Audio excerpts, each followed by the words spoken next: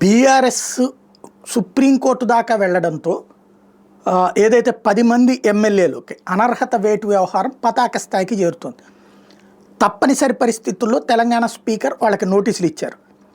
ఇప్పుడు reverse game ప్రారంభించింది Congress party, లేదా వాళ్లే ప్రారంభించారు. గద్వాల ఎమ్మెల్యే కృష్ణమోహన్ రెడ్డి ఓ స్టేట్మెంట్ ఇచ్చేశారు.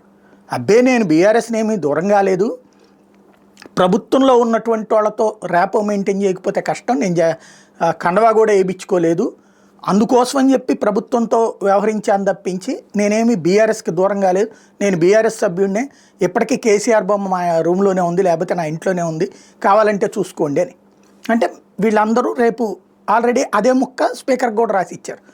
ఇప్పుడు కడియం శ్రీహరైనా వీళ్ళందరూ కూడా అబ్బెబ్బే మేమందరం కేసీఆర్ గారికి సంబంధించినటువంటి విధేయులమే, మేము ఎవరం బీఆర్ఎస్కి వ్యతిరేకం కాదు, మేమందరం బీఆర్ఎస్ సభ్యులమే, మమ్మల్ని అపార్థం చేసుకున్నారు, ప్రజాస్వామ్యంలో కొన్ని అడుగుతుంటాం, ప్రభుత్వాన్ని కలుస్తుంటేనే ఇట్లా చేస్తున్నారని రాసిస్తారు. ఆటోమేటిక్గా స్పీకర్ ఆ కారణంగా వాళ్ళ మీద అనర్హత వేటుని కొట్టేస్తారు. ఇది జరగబోయేటటువంటిది, ఆడబోతున్నటువంటి రివర్స్ గేమ్.